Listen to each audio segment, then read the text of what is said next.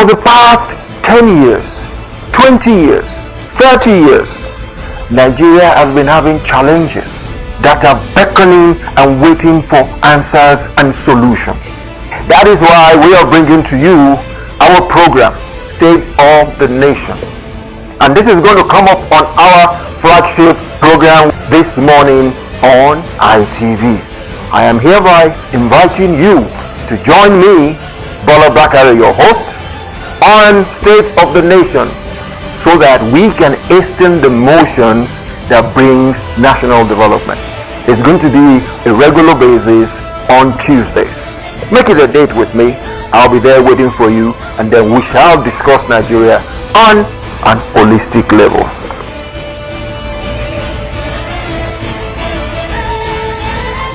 Good morning and welcome to your lofty program, State of the Nation, where we hasten the motions for national development.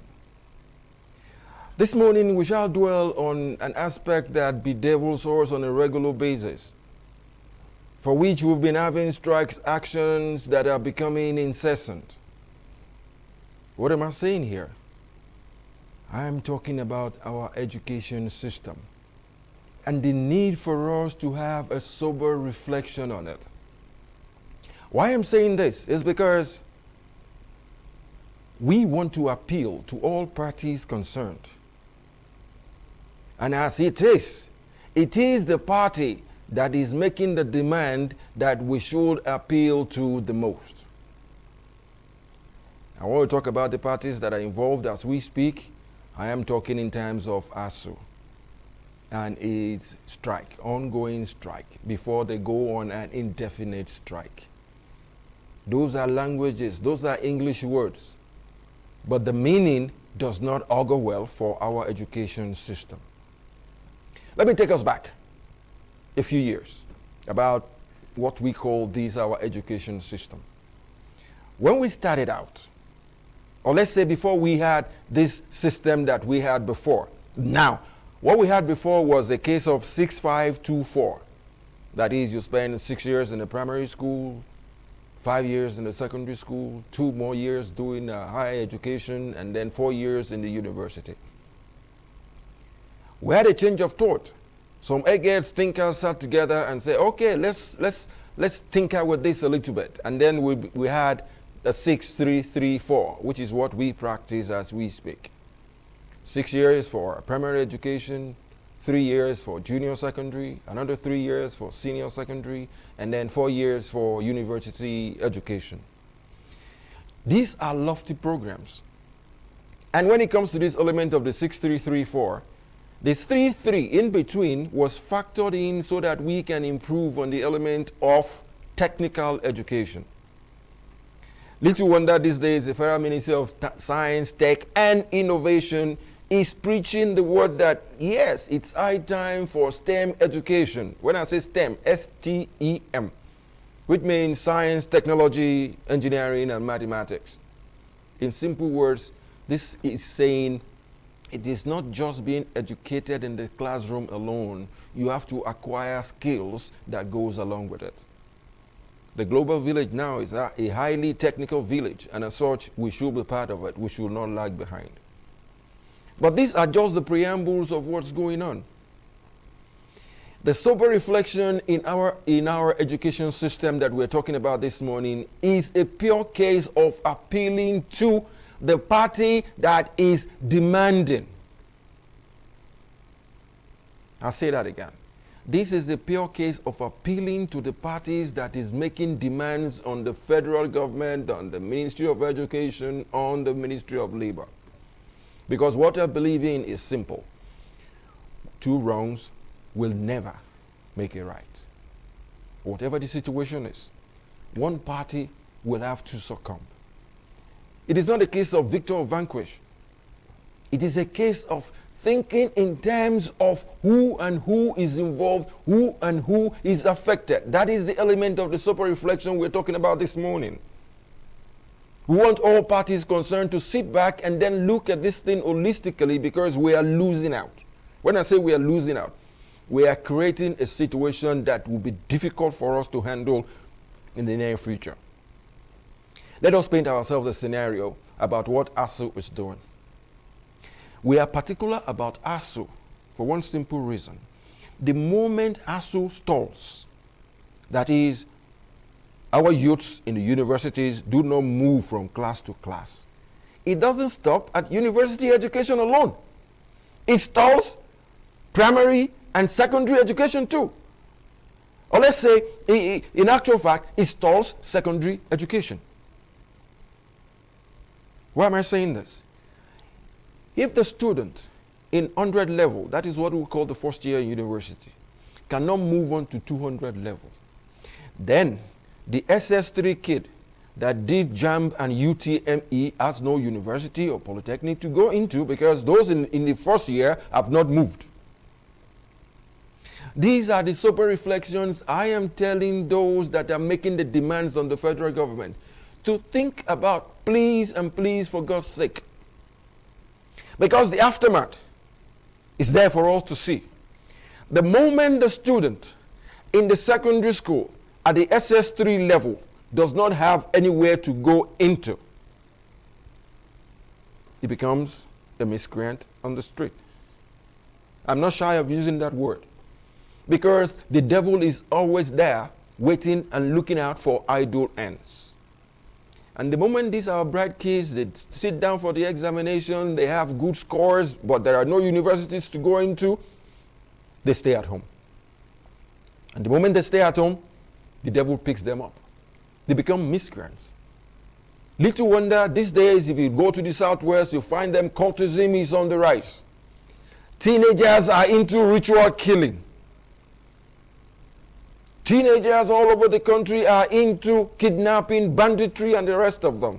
If they were in the classroom, would they be able to do that? The answer is one very big no. These are part of the sober reflections I want those that are making the demands of the federal government to look into. The aftermath of what you are doing, not just to the education system, to the total gamut of the Nigerian system in itself.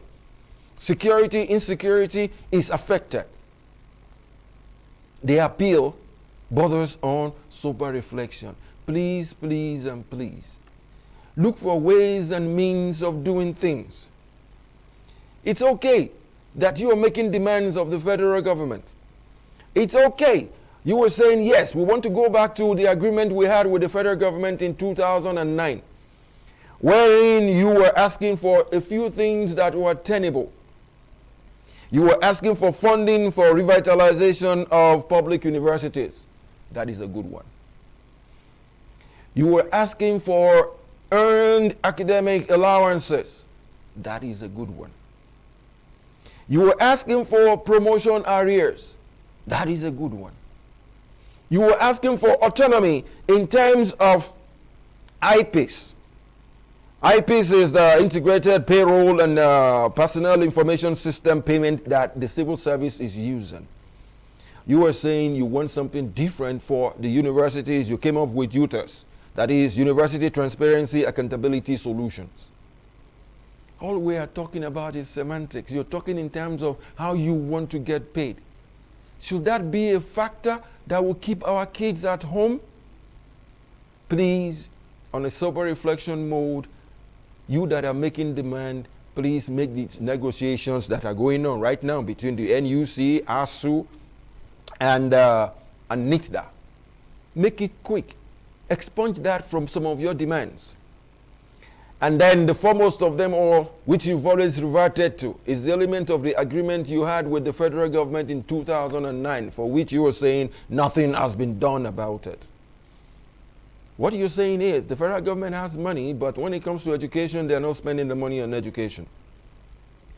I'll tell you this for free. Governance is all about division of labor. There is the executive, there is the legislature, there is the judiciary. If you come into the ministries that you are dealing with as we speak, A.S.U.U, you're a part of the Universities Commission, you're part of Ministry of Education, and then lately there is Ministry of Labor and Employment. Think along those lines, and you will know that it involves a lot of people, a lot of parties. And as with human endeavor in life, it's high time we sit down and deliberate right. My appeal goes to none other than to A.S.U.U. Please, please, and please, don't let these our kids stay back doing nothing. Don't let them stay back doing nothing. Every day we cry about insecurity. We are throwing these kids into the insecurity factor. We all are there. We're conversant with the news. Lately we had 3 teenagers, 17, 18, 19, took their girlfriend, beheaded her, and were burning the head because they were doing money rituals. If they had been in class at that age, they were through with SS3. If they were in the university, they would be thinking in terms of how to pass the next examination, how to become friendly with other students on campus, how to go back home and make sure they tell their parents the monies you've expended on me are not for nothing. But because they are at home doing nothing, they are into all this. On a sober reflection mode, A.S.U.U, I am appealing to you because you are the ones that are making the demand. Think in terms of these kids first. Think in terms of the factor which you bring to the fore. In most cases, let me cite you an instance. In most cases, we talk to our doctors. The Hippocratic rule says a doctor has to take care of you first to save a life and then make demands afterwards. It can apply here in education too. Don't let us leave these kids footloose. You are parents too. How many years, how much money do you have to pay for your kids to go to school? A period that is supposed to last 4 years becomes a period of 7 years. And within this period, the junior ones are coming up. Maybe you have 4 kids. The one is in level 1, rather than moving to 2 and then closing it up, there is nothing there for us to do. For God's sake, the appeal is to you, A.S.U.U. Please, please, on a sober reflection mood, let us be able to do something good for our nation.